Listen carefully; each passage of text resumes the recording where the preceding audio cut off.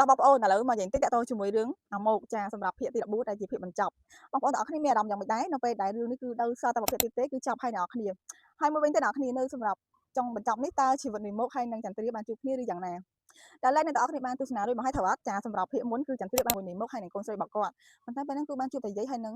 នីម៉ូកទេអ្នកនរគ្នាប៉ុន្តែអ្នកនរគ្នាមានអារម្មណ៍ថាមើលហើយគឺកំសត់ខ្លាំងមែនទែននិយាយតាមត្រង់អ្នកនរគ្នាឈុតហ្នឹងគឺខ្ញុំមើលហើយខ្ញុំយំតែហ្មងណា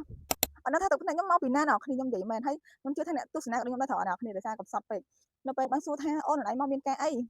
ពេលហ្នឹងក៏បានតបថាខ្ញុំមកលេងជាមួយបងមកលេងកូនជាលើកចុងក្រោយហើយបងកំចាំខ្ញុំអីអ្នកនរគ្នាគឺសម្ដីមួយម៉ាត់នេះគឺធ្វើឲ្យនីម៉ូកគឺឈឺចាប់ខ្លាំងមែនទែនគាត់និយាយថាកំចាំគាត់អីនៅផ្ទះមើលថែកូនឲ្យបានល្អទៅព្រោះគាត់អស់ស្រឡាញ់អស់អារម្មណ៍ស្រឡាញ់ជាមួយនឹងបងមុកគាត់ទៀតហើយគាត់ថាប្តីគាត់គឺល្អខ្លាំងមែនទែនហើយមិនស័ក្តិសមជាមួយគាត់ទេព្រោះគាត់គឺជាមនុស្សម្នាក់ដែលអត់ចេះឲ្យតម្លៃគ្រួសារអញ្ចឹងណាអ្នកគ្នាហើយ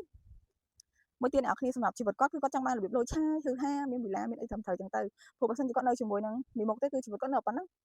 ប៉ុន្តែអ្នកគ្នាចាំទាយមើលថាតើជីវិតនីម៉ូកចង់បញ្ចប់នឹងខ្លាយទៅជាអ្នកធូរធារឬយ៉ាងណាអ្នកគ្នាខ្ញុំគិតថាអាចនឹងអ្នកនិពន្ធធ្វើឲ្យនីម៉ូកហ្នឹងគឺមានជីវិតស្រស់បោះជាងនឹងមិនមែនថាចង់បញ្ចប់ដល់ប៉ុណ្ណឹងអ្នកគ្នាហើយ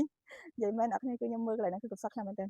ហើយខ្ញុំគ្រឿនយាយខ្លាំងមែនទែនអ្នកគ្នាយាយនេះហើយអ្នកគ្នា fan ជាច្រើនកំពុងតែខឹងយាយខ្លាំងមែនទែនម្នាក់សួរថាយាយទេនៅម្ដុំណាគាត់ខឹងអីចឹងអ្នកគ្នាដោយសារយាយហ្នឹងគឺគាត់មើលឃើញតែលុយទៅមុខលុយមកនិយាយទៅអ្នកគ្នាចាហើយបើនិយាយពីជីវិតរបស់ហេឆាយវិញគឺពេលនេះគឺកំពុងតែអស់អីលីងហ្មងអ្នកគ្នាឡានក៏អស់លុយក៏អស់ផ្ទះក៏អស់និយាយទៅអត់មានអីគ្រប់បែបយ៉ាងទាំងអស់ហ្មងដល់ថ្នាក់មកសុំមកជួបជាមួយនឹងចន្ទ្រាហើយសុំលុយចន្ទ្រាទាំងអស់គ្នាឆ្លៀតមកថាជួបចន្ទ្រាហើយនៅថាហេវទេអ្នកគ្នានិយាយទៅឲ្យតែគេលៀបស្នេហ៍គឺបានហ្មងគឺទាញអារម្មណ៍របស់ហេឆាយខ្លាំងមែនតើទៅពេលហ្នឹងទៅក៏ចន្ទ្រាមិនដាច់ចិត្តទេគាត់ឲ្យ100អ្នកគ្នាដើម្បីឲ្យចេញពីគាត់ទៅព្រោះគាត់អត់ចូលចិត្តហេឆាយទេព្រោះឥឡូវហ្នឹងគឺគាត់ចាប់ផ្ដើមជីវិតគាត់ស្រួលបួលគាត់ថាសុវ័យអញ្ចឹងអ្នកគ្នាប៉ុន្តែមិនដឹងថានៅខាងក្រោយភាពសុវ័យរបស់គាត់នឹងមានរឿងអីកើតឡើងបន្តទៀតទេអញ្ចឹងទាញមើលទាំងអស់គ្នាថាតើជីវិតហេឆាយនឹងទៅជាយ៉ាងណាក៏ដូចជាចន្ទ្រាហើយនឹងជីវិតរបស់នីម៉ូកតើអ្នកណាល្អជាងអ្នកណាអ្នកគ្នាមួយទៀតគឺតែហេសេរបស់បងចន្ទ្រាអស់អ្នកគ្នាអញ្ចឹងកុំភ្លេចទាំងអស់គ្នាតាមដានសម្រាប់ភាគទី14គឺជាភាគបញ្ចប់សម្រាប់រឿងនីម៉ូកអ្នកគ្នាបាយបាយ